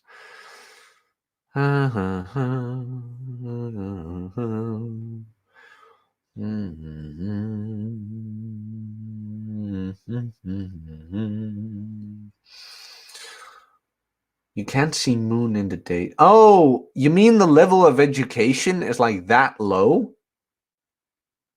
Like fourth grade education, you learn that you can't see the moon in daytime. Yeah, that's a pretty good sum up of education these days. And still, they want you to invest more in education. Kids these days, like teenagers, don't even know how calories work. It's the easiest thing ever. Yet, adolescents don't even know. But more investment in education. Okay, we got any super chats here? Scrolling down. Wow, a lot of chats in the super chats. Cool. Scrolling. All right. Scrolling. Keep those doggies scrolling. Right. All right, let's get through all this stuff. What I am thankful for. I'm thankful I didn't have to shovel today. Good. Because we got 7 inches of snow. But you know what I'm even more thankful for than that? No. So last week, the other Aaron, the other Aaron who sells computers online here. Actually, I'll plug that. I'll put that in the chat room.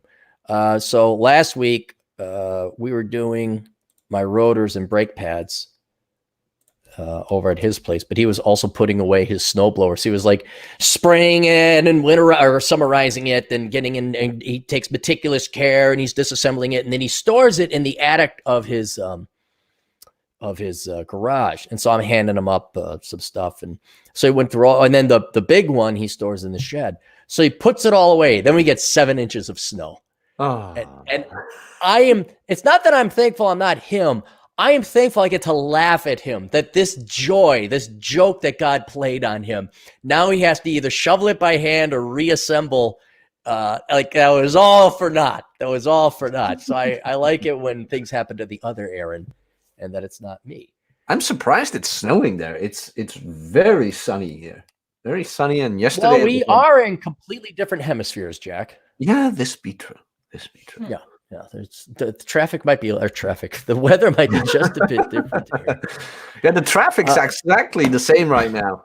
Almost none. Traffic's great. That traffic's great. And still, no fucking politician is coming out. None of them is saying, hey, maybe if we commute less, we can save the environment a bit. None of them.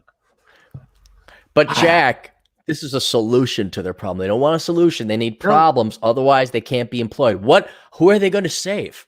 Like if racism went away, what would happen to half the Democrat Party or the socialist parties across the planet? They go to sexism. But let's say we cure sexism, that women and men are equal. Oh my God, what are they going to do? I mean, they're going to have to get straws up turtle noses, ban everything. And then we got sponsors here real quick. There's a merch account. I'll put the merch thing. I'm going to add more merch, but right now I got just the Coronachan girl up there. I would link to my Redbubble account. The problem with my Redbubble account is that they're like you register and then you get a shop. You get an online shop with the website. It's got your name on it. I'd link to it, but they don't make it at all possible. Not easy.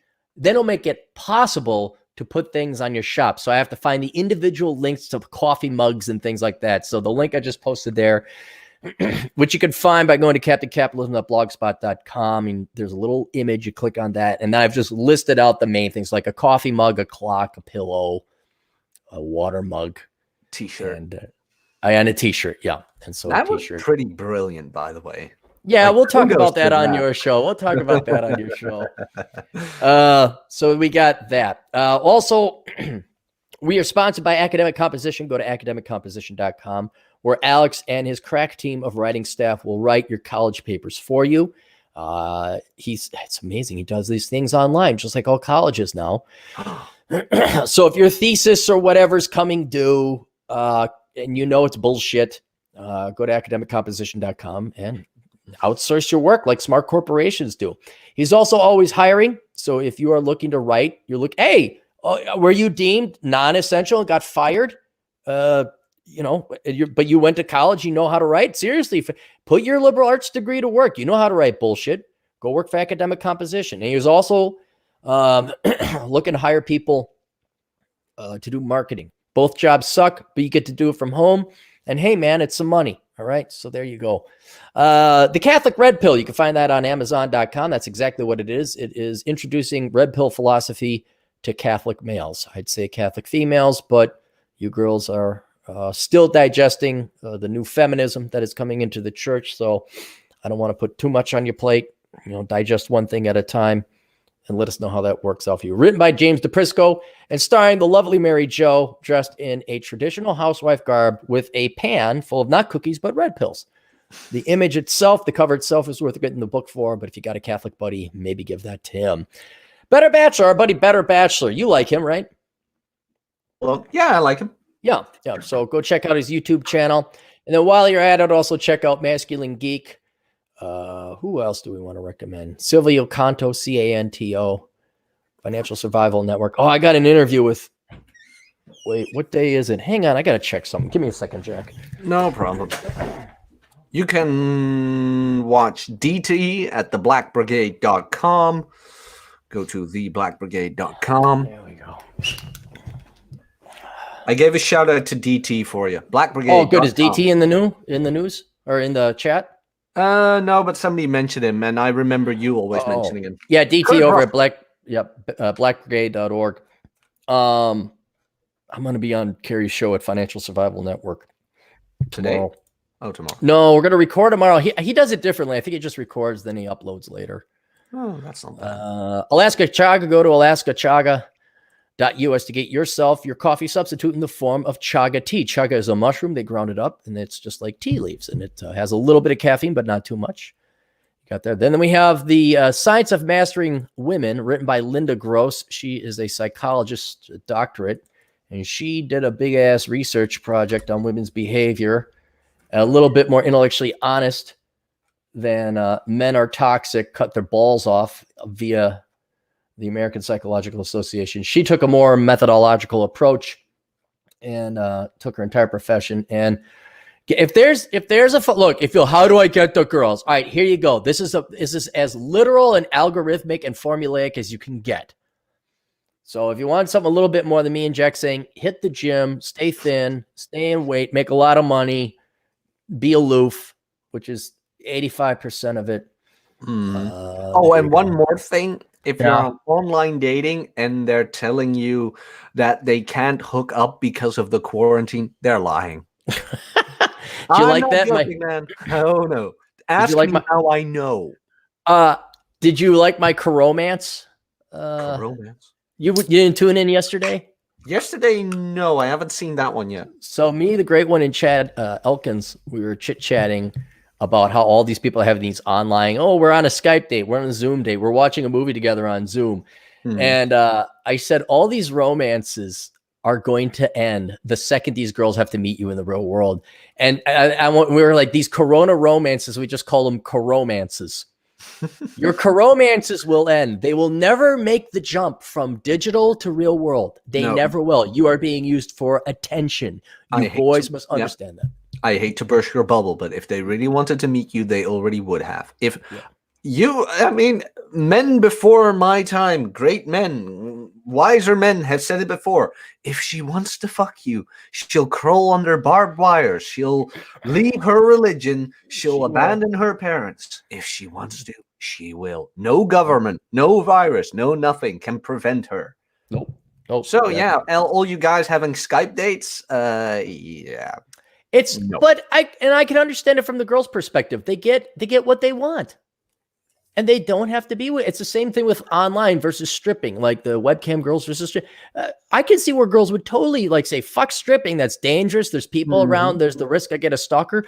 Online, safe as fuck. You're making way more money, clean. A lot of these girls get flack and they're being called prostitutes and blah, blah, blah. I really disagree with that. I disagree. And there's one more thing. I guarantee you there is always a guy behind that.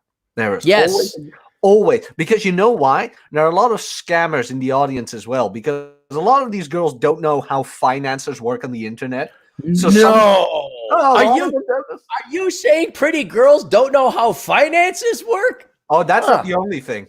I could write a book about that. Things girls don't know. Yeah. Patent, by the way, copyright, mine. No, you're 100% right, because, Chad, he has to deal with, did you make your estimated tax payments? Well, no, what are those? But then, the IT stuff, that's all guys. That's all guys. It's all guys, and they are making bank. Yeah. And you know what? They're doing more. I know people say prostitution if it's a bad thing. No. And you could say this is not prostitution. I get it. Okay. Dude, this guy empowered more women than any liberal arts degree ever did. These girls are making legit cash. They don't have to leave their home. It's safe. You got to show your tits. Horrors of horrors. Oh my God. So bad. Well, I do agree with Rolo that it will leave a digital footprint. So they have to think about that.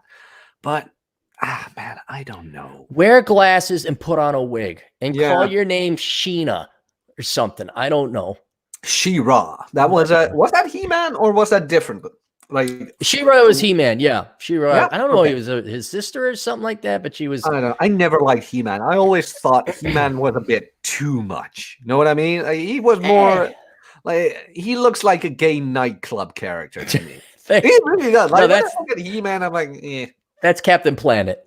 yeah, that too. Like those Captain two could be in Planet. the Village People. Yeah, that was.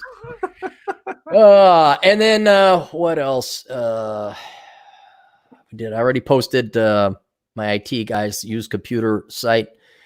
And then if you'd like to help out the show, you can by going to olderbrother.com/donate. 3 links there, one to PayPal, one to Patreon, one to Amazon. Go to the Amazon affiliate link and buy all your shopping there. Doesn't cost you anything extra. And I get a commission on everything you buy. So that's the cheapest and best way to help out. If you want to help out a little bit more, you can go to the Patreon, become a patron member.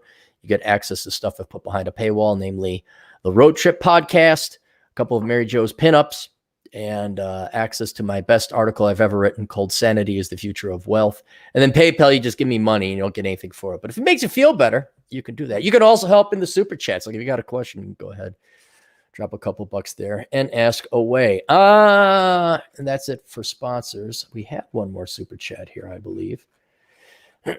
Something's going on in the chat room. I've seen a bunch of people I don't recognize. Do I have to ban anyone, guys? I don't know. It looks like it's pretty well behaved. Homeschool time. There's some Mexican in there. Strange. There's always, dude. Oh, yeah, this Atham fella. Yeah, I don't know. I think he's illegal. They're all illegal. Him, Juan Navarro, Murray. Although Murray, I guess with a name like that, you lived in the United States for a while and you got your American name. Murray, that's pretty. You don't get more American than Murray. What's his name? Murray Jones. Like, ugh. Homeschool time for $2. Aaron, David Icke is your father. MJ Merch. David Icke is not my father. I don't like David Icke. I have a newfound hatred for conspiracy theorists because somebody came up to me. There's this QAnon thing going on. I'm going to talk to Troy Francis about that on Wednesday. I need to read up. I had to dress down someone very close and dear to me who were like, did you see this? I'm like, yeah. Oh man, what? I'm like, are you fuck? I literally had to say, did you lose like 50% of your IQ right now? You don't even have a thesis. What the fuck is this? Like, I went online, I looked at it, I'm like, this is fucking cancer. I said, look, if you're bored and you need something to do, you need point and purpose in life, I got a shit ton of crap I can give you to do right now. But this, don't ever fucking bring this shit up to me again. Ray John for Oh no, please go on. Ray John for $2 Canadian. Tax cuts don't boost the economy. But provide a link, Ray John. It better not be done by some academic economist who's never worked a real job in his life or her life. Like Vouch or Voosh. I can here watch. I'm going to post in the comments. Tax cuts do boost the economy. Boom. See? So I said it, so it makes it true. And you are a well-published author. Well, I'm also a better research economist than probably anyone in the chat room right now. Tax cuts make women's boobies bigger. See, so I said that, and I'm a research economist, and it's true. It's just true. They're not growing, Cappy. Yeah, she's sitting next to me. I'm like, she must hate my guts. She must hate my guts. Dan Hunsacker for $5. The best advice I received as a healthcare provider is the farther away you get from the front lines, the more expendable you become. Ray John for $2 Canadian. Bish Ash. We can't even say that. I won't even say that. That's the only word none of us can ever say. Because I don't want to get immediately demonetized. Well, I mean, it's immediately demonetized when I curse, but dude, and the black dudes can't even say it on their channel, like O'Shea Jackson. He's black. If you didn't know with the name O'Shea, just if you were wondering, and the last name Jackson, don't know if you need me to connect the dots. The guy's black. Funny as fuck. And he's all bleeping this and bleeping that. And they shut him down. He's like, bleep, I'm a bleeper. And it's like, yeah, they don't care. Like, they're Google. It's a bit like Donovan, right? But like before Donovan. Yeah, no, it's even the brothers can't. I hope the brothers who keep voting Democrat, you notice who it is, what political side of the party is preventing your free speech. I just wanted you to just notice who that is. Liberal white chicks predominantly. But your liberal Nazi masters over at Google and Facebook and Silicon Valley. Oh, that's all the California liberals for you there. But I just would also like to point out one final thing. I'd also like to point out it was the Republican Party that fought the Civil War to free the slaves. Just wanted to point that out. Okay? And did you know the Klan were Democrats? Even I know that. Even I know that. And it's like, hey, yeah, we're not going to give you free shit. And no, we're not going to play the woe is me racism game, but we'll go fight for your freedoms. So what do you want?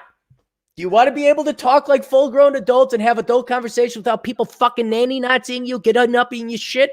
Mm-hmm. Or do you want, oh, they used the word, oh. All right. What were you going to say?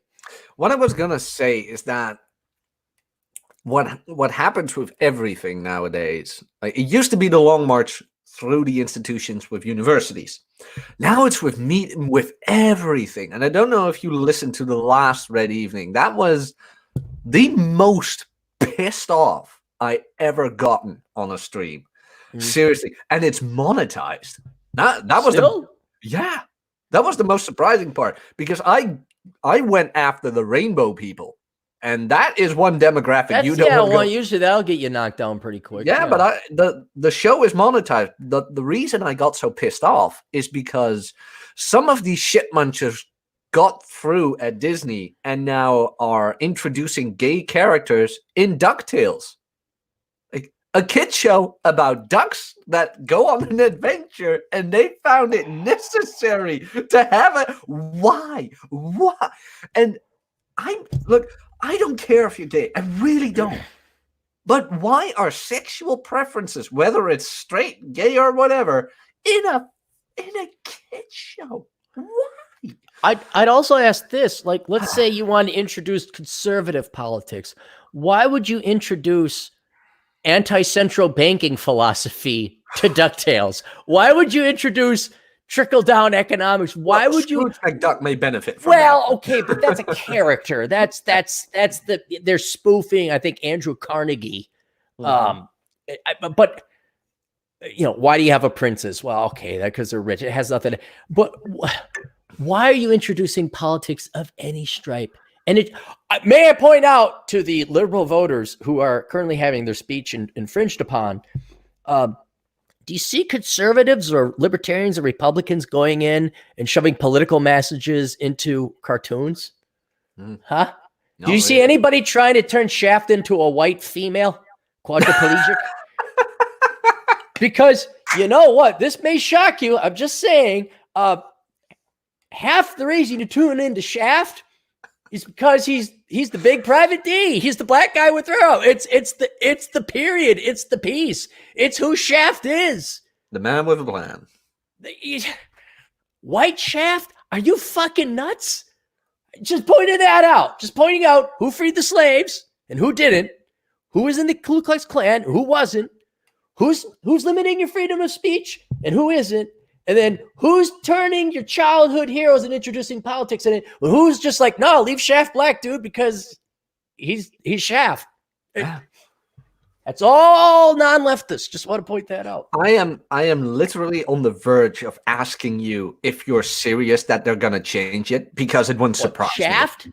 Yeah, it wouldn't surprise me anymore if that was because it's the wrong politics. No, it's the wrong politics. If anything, and I've thought about this, doing a GoFundMe account and getting a couple million and redoing like a cheesy, You don't have the boobs to start a GoFundMe. No, we'd go, well, okay. But to go and redo Shaft and have it be the schmaltziest, cheesiest cardigan tied around his neck, white guy with golf shorts on, and instead of like, who's the big, the disco Shaft, that kind of thing with, wasn't Martha and the Vandellas.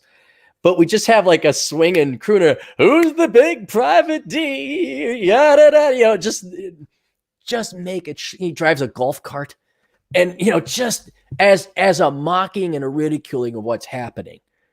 But I don't know. I got other shit to do. I mean, I really have other shit to do. I don't want to. Oh, best known for creator of White Shaft in my Wikipedia entry. And oh, fuck that solution to poverty crap and stopping the housing crisis in the education. Fuck that shit. Hey, he made White Shaft. Oh, yeah.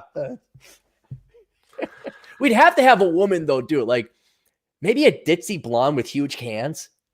Being Shaft. Oh, that would be fun. Yeah. But you have to change the name because Shaft, it has to be an innuendo for penis. That's the whole political point is we'd make White Shaft. Okay. That's the whole point to prove that it's dumb making a black female James Bond or a Latino, whatever, Spider-Man or a black Iron Man.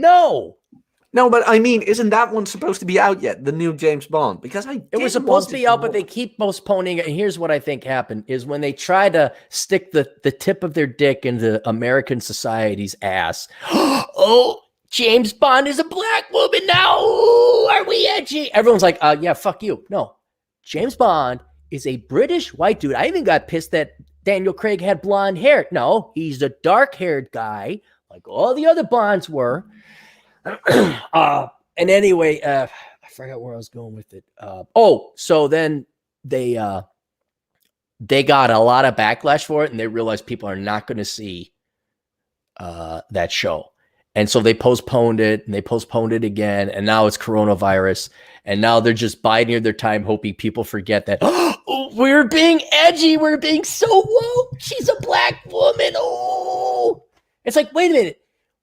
Wasn't there the gal who's Moneypenny now? Wasn't she a black female who was an agent? She then couldn't hack it, and that's how she became Moneypenny. I was like, okay, well, that's pretty cool. Why don't you just have a black female there? Oh God, no, we can't. It's like, fuck. She even shot James in the shoulder, right? During which one was that? Aside from Casino Royale, the Daniel Craig movies have been such ass. I fell asleep in 2 of the James Bond, and I think 2 of them I walked out on. The last one I didn't even bother go seeing. Last one was okay. Casino Royale was great, but mostly because of Ava Green. My God, that woman looks good, even for her age. Cool, Ava Green. Don't know who she is. All right, tits. She has cans, big ones. Okay, I'll look her up. Yeah. You know who doesn't have tits? Big ones? Atham for $2 is someone close to me believes in flat Earth and 5G. Yeah. Yeah. The same person that influenced my close person friend with QAnon also believes in flat Earth. And so, where did that go? I gotta get through these quick. Here we are. AO12345 for $2. What do you think of Corpus Christi, Texas? Never been there. Don't know what it's like. I think it's on the Gulf. It's an area I haven't been to. Is that it for Super Chat? Oh no, one more. Brian Dean for $2. What about a white male Wonder Woman? Yeah, Wonder Woman with her awesome setup. We have it. His name is called Superman. We already have that. Huh, true. I never thought of it like that. What's the best thing about the Gal Gadot Wonder Woman? What was the greatest thing about that movie? Okay, I take it back. What was one of the best things about that movie? Because there's some good things about that movie. Yeah, there really were some good things about that movie. Well, first of all, she was hot. It's Gal Gadot. It's like, wow, you nailed that character. Like, she was tall and good looking and the long hair. You know what I liked about that as well? Mm-hmm. She kicked ass, but not for the sake, or it didn't cost the male characters to be dweebs. The male characters were still awesome. Mm-hmm. Like, they needed each other. There was the word, here it comes, cooperation. Mm-hmm. Men and women working together. We are adversaries. No. We are competitors at best, enemies at worst. You remember the part where she walks into London and she sees a baby and her instincts kick in? No, I don't. It's a great scene. They walk into London and Gal Gadot is walking there and being all tough and edgy, and there's a woman with a baby, and all of a sudden she goes like, "Oh, baby!" Focused. I just like the fact she kicked ass. That's all it was. Straight up, I'm going to kick ass. We're going to kill the bad pre-Nazi dudes. We're going to kill the Kaiser guys. I'm like, all right. And she came from the place. She did great. She's going to stop the bad guy. All right. No lectures, no sermoning, except for the Indian guy. And then the white man took our land. And then I was like, fuck you. Just Fuck you. Yeah, I don't want to see a male Wonder Woman. We have that. Would you like some good news? I guess I'll save the emails for tomorrow. Tomorrow's Coronachan, the fan mail. Not fan mail, just happy mail from fans and listeners. You want to hear some good news? Yeah, sure. Okay, this is from Lusk, Wyoming, the Lusk Herald. You know where Lusk, Wyoming is? No. Right on the border where South Dakota, Nebraska, and Wyoming all share a little T intersection border. Mm-hmm. Nothing out there. Cheyenne man breaks state record with 1,491 pound pumpkin. Huh? Wow. Isn't it? Yeah, he's got a huge pumpkin. It looks kind of like a cancerous deflated tit. Frankly, it doesn't look like, it's not this perfect orange picture perfect pumpkin. It's kind of like, oh, it might have had some genetics mutated in it. The pumpkins Andy Corbin grows at his home in East Cheyenne are so big and so heavy that he needs a handmade tripod to move them. Weighing in at 1,491 pounds, his biggest pumpkin of the year broke Wyoming state record. For more than a decade, Corbin has been growing giant pumpkin in his garden to show at competitions. It's kind of the zone where I can get away from everything, Corbin says. My stress kind of just disappears when I go out into the garden. While it may be relaxing for Corbin, growing a record-breaking pumpkin is no small task. He prepares the soil with leaves of fertilizer during the fall, so when spring comes, the garden is ready to go. During the growing season, he checks the moisture in the soil daily and swaddles. There's a verb I don't even know. Swaddles the pumpkins in blankets to keep them warm at night. This guy likes his pumpkins. Pumpkin growing is a year-round thing, Corbin said. On average, his pumpkins grow about 25 pounds each day during the season. These aren't grown with your regular pumpkin seeds, though. One seed for a giant pumpkin can cost $600. Okay, I'm glad I got this. This is an interesting article right now. This is we're learning a lot about pumpkins. Yeah, well, it's nice to have something like that next to all the politics and stuff. Yeah, what did you spend $600 on? A seed, one seed. With such success, one might think Corbin keeps trade secrets from growing the biggest pumpkins, but in reality, Corbin has developed an entire website for pumpkin growers, complete with tips, tricks, and his favorite seeds.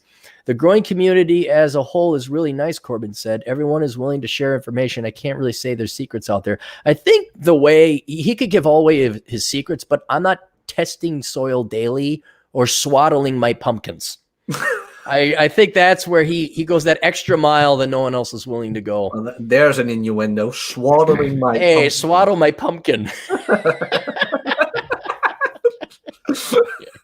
The pumpkin swaddlers. Yeah, man, dude. She's just this old pumpkin swaddler. Pum. Corbin also used his web skills to revamp the website for the Great Pumpkin Commonwealth, where he serves as regional representative. The Commonwealth has established rules and regulations for pumpkin growing contests worldwide. To win a record for a pumpkin, the competition must be certified by the Great Pumpkin Commonwealth. I had no idea this world was out here. I didn't know. Did you know there's a Great Pumpkin Commonwealth? I mean, it's global. This is the authority. If there's an authority, yes. This is an authority on pumpkin growing. Global. This is the UN of pumpkin growing. Wow. They have that? Yeah. Talk about a hobby. Yeah. On Corbin's website, pumpkinfanatic.com, users can find information on growing pumpkins, both big and small. The website also has a tool for tracking the genetics of a pumpkin. You could track genetic, like what was your pumpkin's great-great-great-grandfather? See? What? You could track the genetics of a pumpkin. I never knew that. Why would you want that? Well, but think about this. This guy knows this is his niche. This is his thing. Like everyone thinks I'm weird because He's the pumpkin alpha. He's the pumpkin alpha, but he has this guy is leaving I'm being deadly serious about this. This guy is leaving a legacy. Yeah. He does a ton of research. People are going to have questions about pumpkins. He will contribute greatly to the future of pumpkin growing. And pumpkins is at least a multi-billion-dollar industry for food and for fun kids. Do you like Halloween, Jack? Yeah, we don't really celebrate it. You don't have Halloween? No, we don't. Wait. It is getting more popular by the years because of globalization and things like that. But yeah, no, man, it's Oh, that's too bad. That's probably my trade in your extra Easter day for Halloween, man. I would love to. I would love to have more slutty kittens in November. I was thinking more for the kids to have pumpkins to carve. That's more like teenage drunken. Hold on. I know your incentive. College educated girls who dress slutty. The Corbin now shares. Hang on, where's my spot? There's a girl in the chat again. Atham, what the heck? You're letting women into this chat. Growers all over the world can search for a pumpkin by its weight or who grew it to find the exact family tree. After learning tips and tricks from other growers in the competitive field, Corbin now shares his knowledge of pumpkins.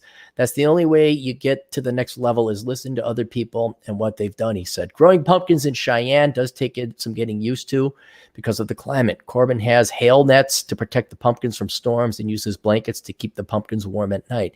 He has to pull his record-breaking pumpkin early in the year to beat the cold.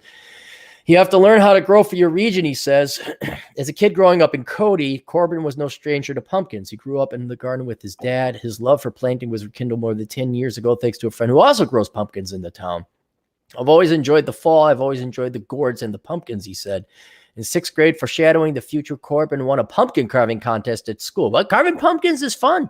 When Corbin and his wife had children of their own, they passed down this childhood hobby. How much you want to bet Corbin spends time with his kids, and if he has any daughters, they're going to know who their father was?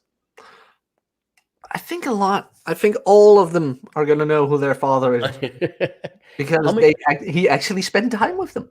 He shared his hobby. Can you imagine, Cappy, like you having a kid and showing your child how to fix a car or whatever you tend to do? Dude, if I had a kid, we'd be working on motorcycles before the kid could ride one. We'd be going on hikes. We'd be doing fossils. We'd be panning for gold. My next step is to get into metal detecting. And we'd be going. Yeah, we'd be having fun. My only fear is that the kid would get sick of it and not like it anymore. And so, but we'd find other stuff, dude. I always want to get a hobby planes, like the ones that fly, rockets. Aren't drones something you could get into? I could probably get into drones. Yeah, but I don't know. I could see everybody hey, look, I flew over the Grand Canyon, like the thousands of other videos I can find for free on the internet. Like, is mine going to be any really different? Not really. I do have a really cool video. A buddy of mine was starting to get into droning, and we went up to Sandia Peak in New Mexico, and he had me ride my motorcycle down a curvy stretch several times, and he filmed it. And you could tell it's amateurish because I'm not in center of focus, but he's got a couple where it looks like a commercial. And there's me just going down this. It was really kind of neat, but I don't know. I'd get my kid into entrepreneurship. Like, you're going to have your own company by 16. I don't care if it's you programming or something, but you're going to not need a job by the time you're 16. I'm still surprised it's 16 and not 14 or 12 or 8. They got to be kids too. Yeah, that's true. Juan was a mechanic by the time he was 16, probably even 15 or 14. Oh man, my brother, the same thing. He was a mechanic how old was he? I was 14. Oh yeah, it was around 14, his age. He was a mechanic. About the same time you became a professional arsonist, right? Was that around the same? Yeah, kind of like that. I've always enjoyed the fall. I've always enjoyed the gore. Oh no, but looking forward to next year. Corbin says he hopes to join the 4,000 pound club and grow 3 pumpkins that weigh more than 4,000 pounds combined. So there's somebody out there in the world way better than him. Damn. This guy grew a pumpkin only 1,500 pounds. There are people that grow 4,000 pound pumpkins, I guess, every year. Jesus Christ. Yeah. You could kill a man with that. You could kill a lot with that. So, all right. Any more super chats? Are we done? Wonder Woman. I think we're good to go. Boom, we're done. All right, Jack, why don't you tell people about the podcast you're doing here in a little bit.